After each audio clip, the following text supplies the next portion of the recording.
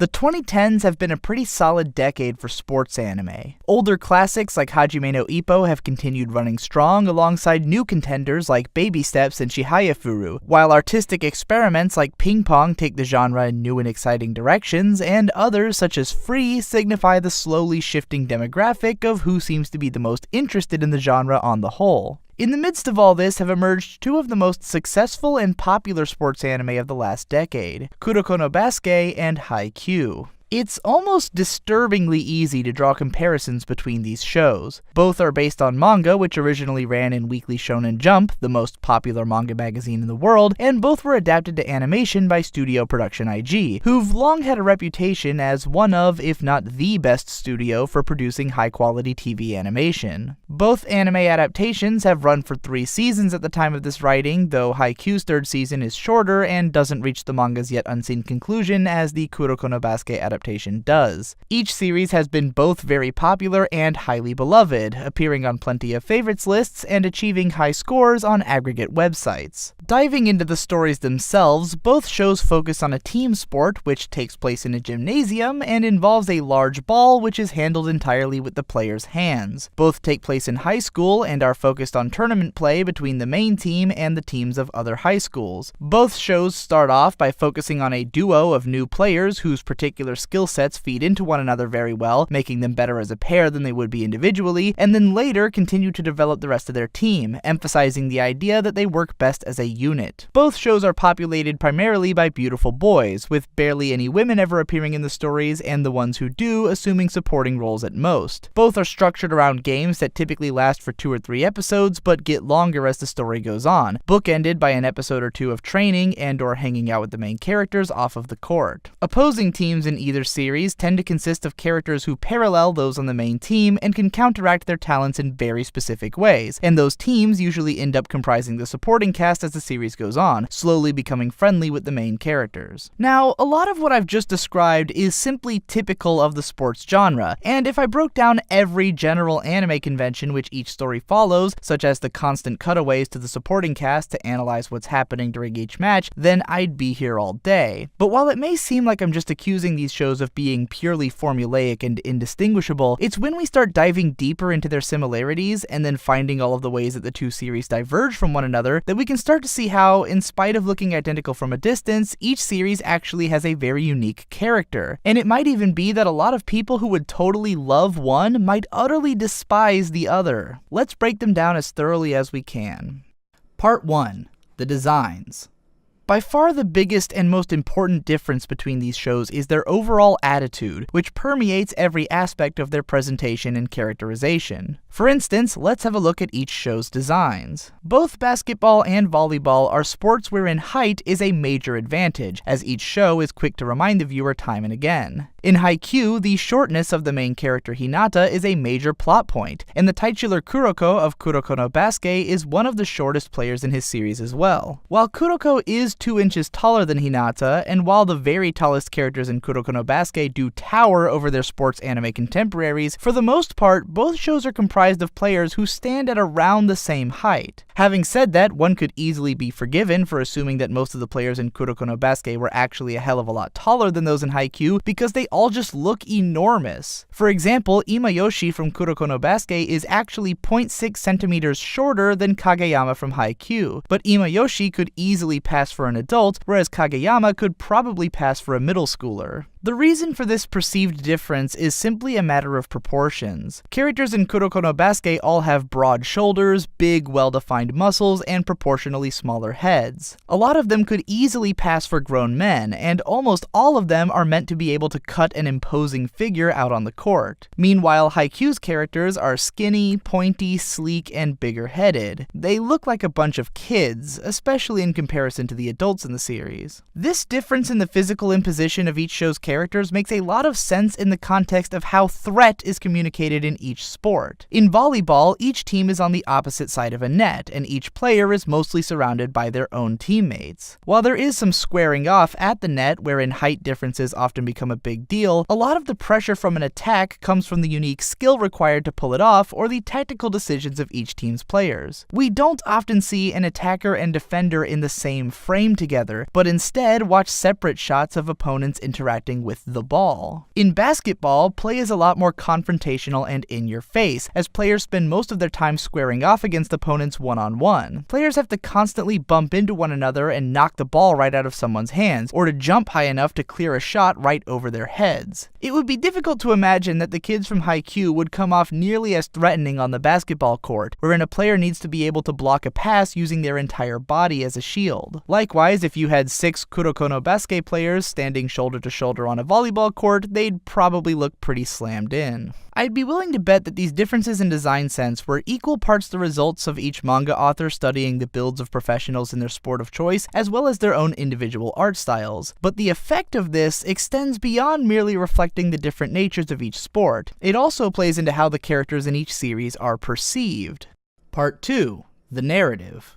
Both Haikyuu and Kuroko no Basket center their narratives around a newly reformed high school team growing stronger and stronger and taking on tougher and tougher opponents. But the level of play happening in each series is totally different. Haikyuu's characters are presented as relatively normal athletic high schoolers competing on a relatively normal high school level, whereas the cast of Kuroko no Basket is loaded with basketball prodigies who are said to be so good that they could change the entire nature of the game after going pro. Even though both teams start off unproven and have to fight their way up through the ranks, the main team in Kuroko no Basket would probably have been the best team around right from the start if not for the fact that they have to compete with a generation of unnaturally gifted players. Most of Haikyuu's important characters are very earnest. They have to work hard to be good enough to compete at all, and they discover their unique talents along the way. Kuroko, meanwhile, is recognized as one of the best players in the story from the very start, and makes it his mission to help his already hugely talented teammate Kagami to be able to compete against the 5 members of the Generation of Miracles, a title given to the most talented players. Every member of the Generation of Miracles is exceedingly arrogant and punishingly talented, and Kuroko and Kagami approach their competition against them with plenty of their own cocksure arrogance as well. In other words, in spite of every character in each show having their own distinct personalities and traits that make them stand out, both shows have an overall character that permeates the way that they carry themselves and really sets them apart. Haikyuu is about young men discovering their passions and talents and working their way up to compete on a national level, whereas Kuroko no Basket is about a bunch of naturally talented and ludicrously skilled players trying to see who can unlock the most over-the-top potential and utterly crush their competition. Everything about each show's presentation feeds into these identities. Haikyuu's gymnasiums are always brightly lit and full of life, its characters' facial expressions open and emotional. Kuroko no Basket colors its stadiums with dark, oppressive atmosphere, and its expressions are often tense, pained, and angry. Haikyuu's soundtrack sounds like a motivational video, with huge, sweeping orchestration that reaches a crescendo at the emotional peak of a match. Kuroko no Basket is backed with pulsating, intense hard rock and electronic music in its first season, and then a suspenseful mix of electronic and orchestral instrumentation in later seasons, both soundtracks packing in tons of attitude and aggression during matches. What all of this feeds into is a fundamental difference in philosophy between the two shows. Haikyuu is an underdog story, whereas Kuroko no Basket is an overdog story. Or to put it in clearer terms, Haikyuu's development tends to focus on the weakness of its main cast and their learning to overcome it, whereas Kuroko no Basket focuses on the overwhelming strength of its antagonists and the main cast learning to overcome that. Haikyuu spends the majority of its time focusing on the Karasuno team and getting into their heads. We see lots of their off-the-court training and day-to-day interactions, and the matches that they play tend to focus on how they can improve themselves in dealing with the opponent's skills. Not nearly as much time is spent on showcasing their opponent's teams, and a lot of the time only one member of those teams really gets any backstory or development. Other teams are mostly important only when the matches are actually happening, or when the main characters are thinking back on how those opponents have defeated them previously as a way of getting motivated to train harder and learn new techniques. Kuroko no Basket, on the other hand, puts a ton of emphasis on the Generation of Miracles right from the beginning, with an opening monologue that establishes them as the sort of big bosses that the Seirin team is going to have to compete with. Once a Generation of Miracles player has made an appearance in a game, they tend to show up pretty consistently outside of matches or as commentators during them, and their personal development is as important to the overall narrative as any of the main characters, especially because of their unique relationship with Kuroko. The series actually takes this so far far that it's not until late into the first season that the Seirin members other than Kagami or Kuroko start to get any real attention, whereas the opponents are all highly memorable and important as soon as they're introduced. Part 3. The Characters.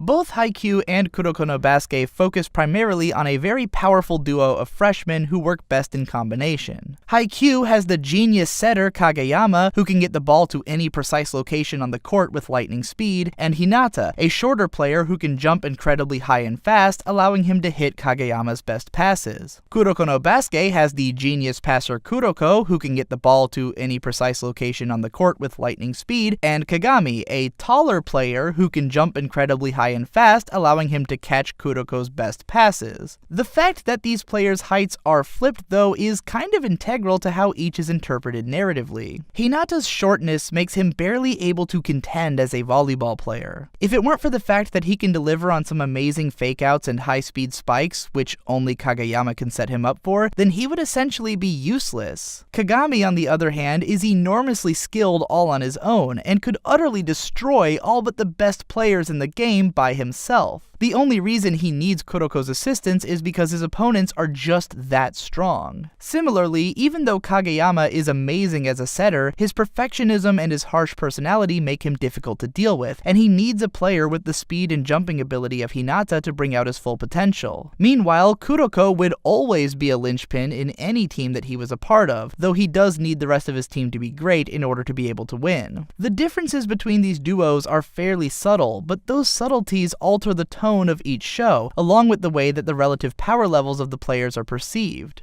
Haikyuu puts a lot of emphasis on getting characters into the game at all. An early arc revolves around a third-year student who's given up on volleyball after losing the year before, being convinced that he's needed back on the team. Later on, an opposing team has to work up the will to even take their game seriously when they know that they're going to lose. In Season 2, a new manager is added to the team who never felt passionate about anything in her life up until this point and learns about how to be driven from watching the team. There's always this sense that the characters are starting from the bottom and working their way up, and that even their opponents are still training and getting better with a long road ahead of them. Meanwhile, one of the central conceits of Kuroko no Basket is that the generation of miracles have all been crippled by just how overwhelming their talents actually are. Each one has gotten so conceited and isolated that they believe they can take on the world by themselves, and for the most part, they are correct. It takes the fact that Kuroko and Kagami, both already very powerful on their own, can work even better as a duo to start showing them up.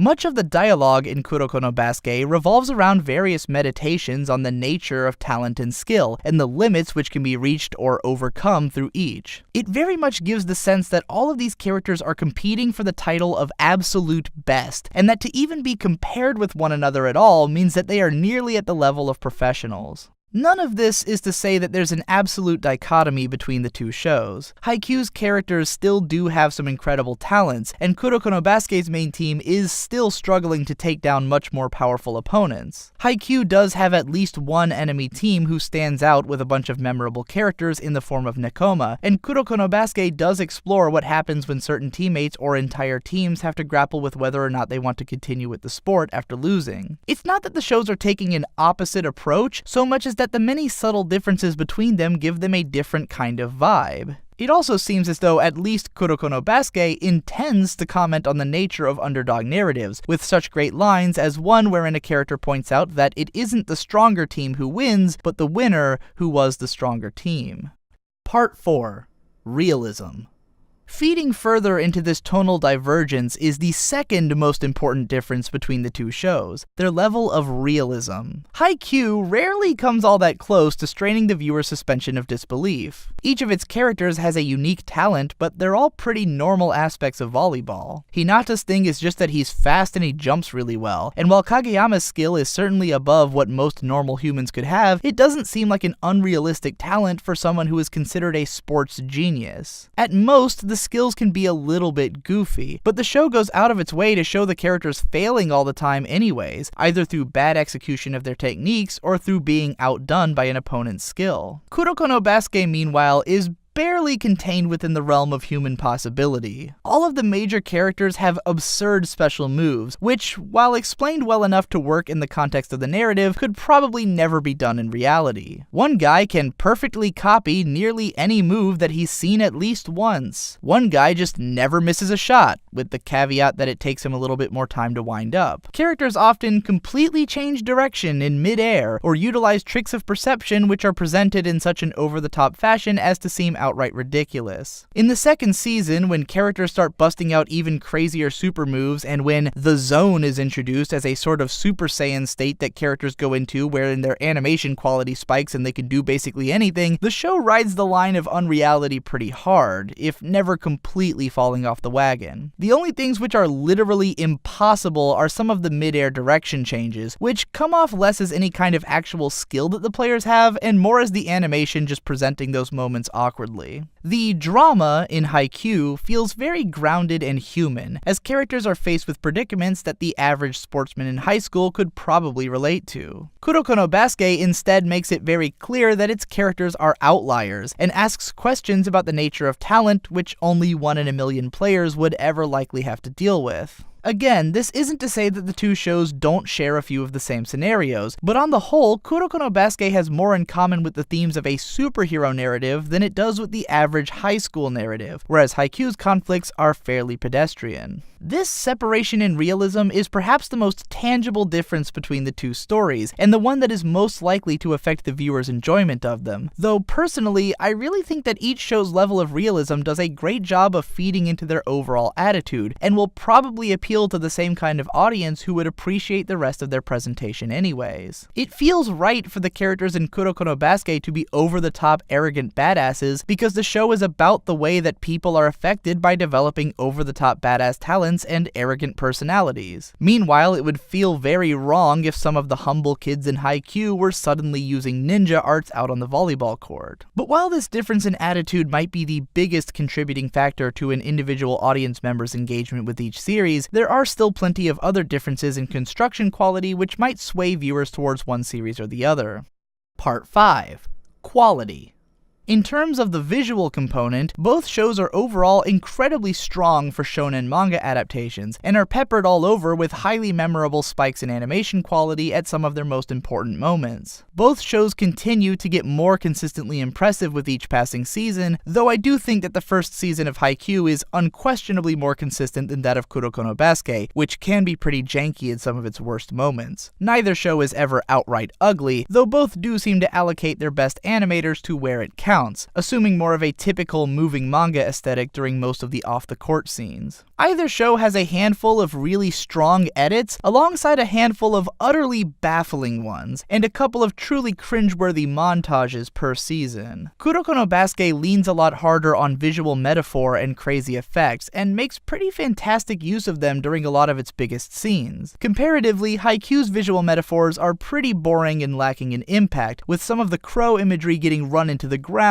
pretty quickly. Overall, I think that Kuroko no Basket both achieves much higher highs and much lower lows in its presentation, whereas Haikyuu is a lot more consistently impressive. I also think it's fair to say that Haikyuu's character designs are overall a lot more uniquely stylish and memorable, whereas a lot of those in Kuroko no Basket are fairly generic. Each series does falter majorly in one area where the other more or less succeeds though, and whether or not these elements dramatically affect the viewer will probably come down to how much they buy into the show's overall attitude or care about these specific attributes. Haikyuu's biggest failing is in its overall dramatic structure, which it almost doesn't have. The series rarely does a good job of setting up future matches or making its opponents interesting, and at times its most important matches seem to start out of nowhere, with it only becoming apparent just how important the matches are once they've suddenly been going on for 7 episodes. It's often difficult to keep track of which team is winning or how well they're doing over the course of a match, and we get so much filler play while also skipping over large chunks of matches that it can be very difficult to follow the dramatic tension. If not for the viewer's knowledge that there are certain tournaments which the team is going to compete in, then it would be difficult to get a grasp on what we're meant to expect in the story's future, and even then, the series does a poor job of generating hype for itself. Kuroko no Basket, meanwhile, makes it very clear that the point of the story is to put the main team against each of the 5 teams led by the Generation of Miracles, and it immediately gets us curious about who each of them are and what they can do. Every match has a ton of build-up and dramatic weight, with opponents getting introduced long before their matches happen and having their talents established early on. If a match ends before the episode is over, then we're almost guaranteed to find out who the next challenger is going to be by the time the credits roll, which keeps us anxious about what the next match is going to be like and how the main team is going to develop the skills necessary to win it. As for maintaining the dramatic tension in the matches themselves, Kuroko no Basket focuses only on showing the most important parts of each match and makes it very clear which teams are doing well and what the score is at all times. Even when it cuts parts out of the match, we can easily follow how it's going and who's been doing what. Thanks to the fact that basketball games are broken into 4 different 10-minute sections, the changing tides of battle are pretty easy to chart over the length of a game. And since those games are essentially the same length as how long they take to happen across 2 or 3 episodes, it feels like we're seeing the game in its entirety, even though we're really giving a lot of time to important moments and speeding our way through less important ones. Unfortunately, Kuroko no Basket also has a major narrative weakness, which is the nearly constant retconning. Because the series is always moving at a brisk pace from game to game and keeping its energy up, it often takes a while before we learn certain elements of the backstory, which in many cases are crucial to the nature of the narrative. Learning about a character's backstory will often lead to them suddenly knowing or being able to do things which it seems like they should have known or been able to do before. It's not so much that any of it completely breaks the story, but it can really feel like some of these things would have been set up earlier if the author had planned them from the beginning and accounted for them in the way that the story was presented. There's only maybe 1 or 2 minor instances of something reaching the level of an outright plot hole, but it can definitely be distracting to have a new character appear in the story who it turns out was important to half the other characters, and all this time they just never mentioned him. Haikyuu doesn't really face this problem because its backstory isn't nearly as complex. Most of the characters have pretty individual narratives which aren't intertwined in the way that those of Kuroko no Basket are, and most of the development is based around characters building from one another in the present rather than dwelling too much on the past, whereas the main thrust of the story in Kuroko no Basket is a direct consequence of how the characters' pasts have shaped each of them. Those issues aside, I would also argue that the characters in Kuroko no Basket are vastly more memorable and engaging than those in Haikyuu, with the caveat that their personalities are also a bit more quirky and less relatable. Most of the characters in Haikyuu simply have one defining personality trait and one general overall skill, whereas each character in Kuroko no Basket expresses a broader range of emotional moods and has more than one gimmick both in their personalities and skill sets. The characters in Kuroko no Basket are certainly a lot more cartoony and unrealistic, but they offer a lot more opportunities to be empathized with because we get to see them in a greater number of emotional scenarios. That said, I could easily see some viewers preferring the more straightforward characters in Haikyuu, as they might be easier for the average person to project themselves onto. Conclusions.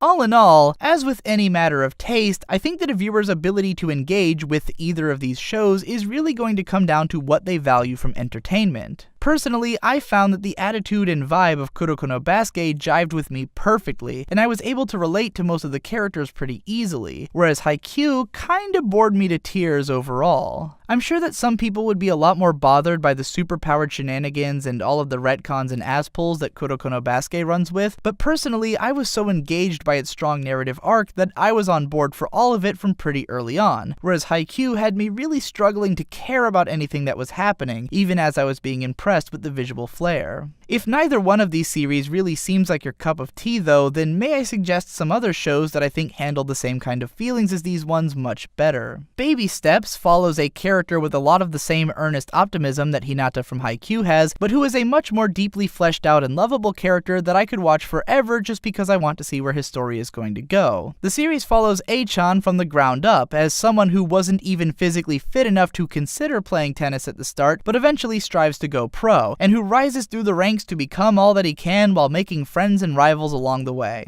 It's not a team sports narrative, but if you like the emotions, optimism, and relative realism of Haikyuu, then you might enjoy Baby Steps as well. As for a show that handles pretty much all of the same themes about talent, skill, and competitiveness that Kuroko no Basket does, but in a vastly more mature fashion, I would highly recommend checking out Ping Pong. This is a show that stakes everything on the intense passions of its characters' talents and is ruthless in its presentation of competition, with unparalleled levels of visual metaphor and epic music to back it. In a way, you could say it's Kuroko no Basuke for adults, and while its characters may not be as eminently lovable, it delivers on some much more hard-hitting and heart-stopping scenes. I hope you enjoyed this rundown of the differences between these popular sports anime, and that you'll share this video to anyone whom you think it may interest, and subscribe to my channel for more content like this in the future. If you want to help that content to get made, then consider supporting me via Patreon as well. I also recommend following all of my other channels, which are linked in the description and on screen, if you want videos that aren't as polished but upload way more often. Thanks again for watching, and I'll see you in the next one.